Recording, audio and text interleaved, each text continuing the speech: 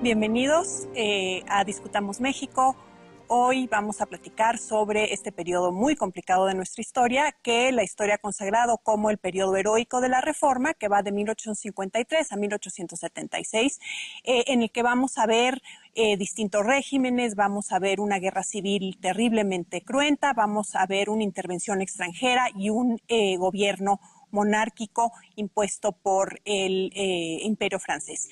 Para platicar de estos experimentos políticos con nosotros tenemos a la profesora María José Risauzi de la UAM Azcapotzalco, a la profesora María del Carmen Vázquez del Instituto de Investigaciones Históricas de la UNAM y al profesor Silvestre Villegas, también del Instituto de Investigaciones Históricas de la UNAM. Bienvenidos y muchas gracias por estar aquí. Bueno, este es un periodo, como decíamos, de gran experimentación política, que sigue a la derrota frente a los Estados Unidos y en el que vemos a los miembros de la clase política mexicana realmente haciendo un esfuerzo por consolidar un gobierno posible, un gobierno viable, por muy distintos caminos.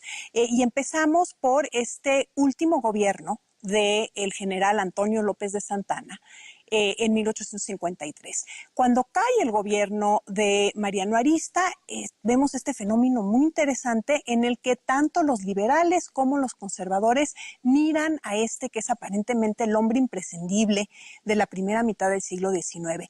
¿Por qué es Santana tan atractivo? Porque ante los fracasos de los distintos gobiernos desde que México se emancipó, en 1821, habían intentado repúblicas federales, repúblicas centrales, dictaduras con el mismo Santana. Se hacía imprescindible dos cosas. Por un lado, poner orden en el gobierno. Y por otro lado, detener la amenaza de los Estados Unidos. Se había perdido medio país y eso había empezado a generar una conciencia de nacionalidad. Entonces, tanto los liberales como los conservadores piensan en que es necesario un gobierno que ponga orden, que tenga legitimidad, su autoridad, y vuelven los ojos a Santana porque es el caudillo que ha representado los intereses del ejército, es el hombre carismático que cuando llega al poder se afianza en él.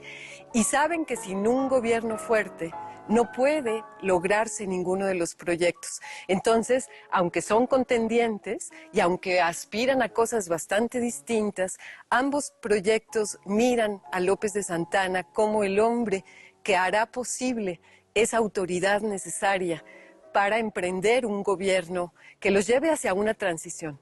Ambos tienen su proyecto, pero a ver con cuál Antonio López de Santana coquetea, acepta, y es por eso que los dos lo buscan.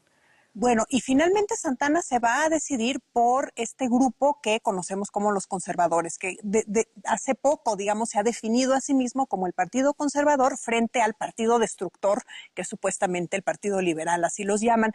¿Cuál es la visión de país, la visión de gobierno que tiene este grupo? Y bueno, ¿qué tanto compagina con la de este general, ¿no? Pues ese es el fenómeno más interesante, porque aparentemente no compagina nada. Los conservadores quieren buscar el apoyo de los países europeos para detener ese avance, como decía, de los Estados Unidos, para tener reconocimiento, prestigio ante el mundo, para lograr la inversión de capitales en el país, porque los conservadores, a pesar de todo, quieren un gobierno fuerte, ¿sí? Que ven en Santana personificados los principios de autoridad, de unidad, que es la unidad religiosa, la unidad de la lengua y sobre todo del ejercicio de la religión católica.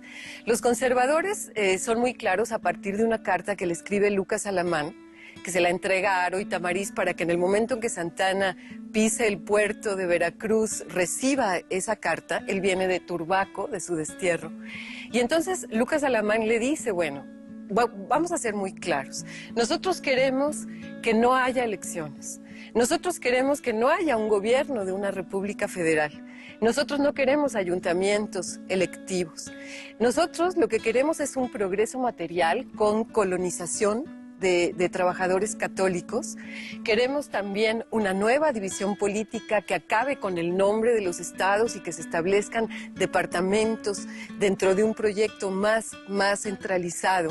Y también le dice, bueno, y si usted está dispuesto a rodearse de la camarilla que siempre lo ha rodeado, de aduladores, si usted está dispuesto a poner en desprestigio la autoridad yéndose a sus haciendas o a sus casas de campo, olvídese de esta carta, rómpala, échala al fuego y no se acuerde más del proyecto. Pero Santana al mismo tiempo le pide su opinión a Miguel Lerdo de Tejada, o sea, quiere saber cuál es el proyecto de los liberales en ese momento. Y entonces Lerdo de Tejada no le manda un programa político, sino hace una especie como de resumen de todo lo que ha vivido el país desde que se independizó. Y entonces le dice, bueno, pues estamos dominados por la anarquía, las aduanas marítimas están invadidas de contrabando, los caminos son inseguros, el filibusterismo es una amenaza tremenda con los que invaden por el norte y quieren independizar Sonora y Baja California. Tenemos un enorme problema con los indios bárbaros que atraviesan la frontera y que asolan a las propiedades de los norteños.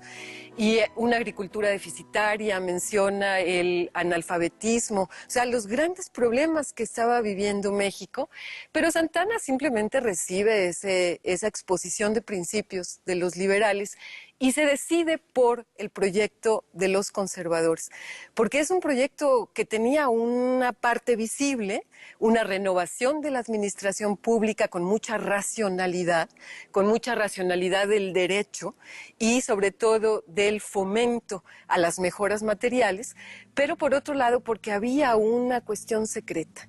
Veían ese gobierno como un expediente pasajero para que fuera el camino hacia definir cuál era la forma de gobierno que México tenía que adoptar. Y esa forma de gobierno para los conservadores era la monarquía.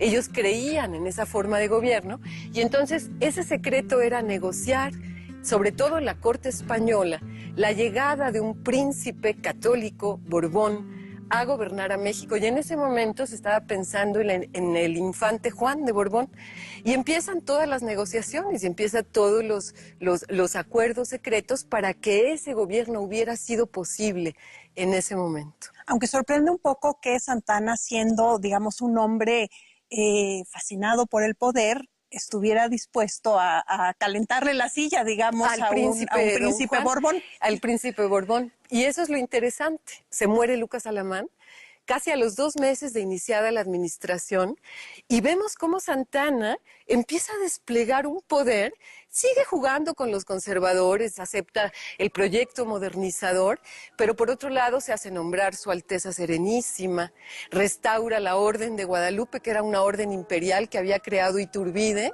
y acepta una capa de armiño muy elegante para en la Villa de Guadalupe el día que se arman caballeros a una bola de señores liberales y conservadores que de la noche a la mañana juran ser fieles a un gobierno que, por otro lado, pues va a llevarse hacia los cauces de los propios intereses del dictador, que acaba colmando las expectativas de liberales y de conservadores por la venta de la mesilla, por el dinero que se pagan, esos 10 millones de pesos, 7 en un principio, 3 cuando se firme el tratado, pero 7 millones de pesos que se dilapidan de la noche a la mañana con los gastos más increíbles, unos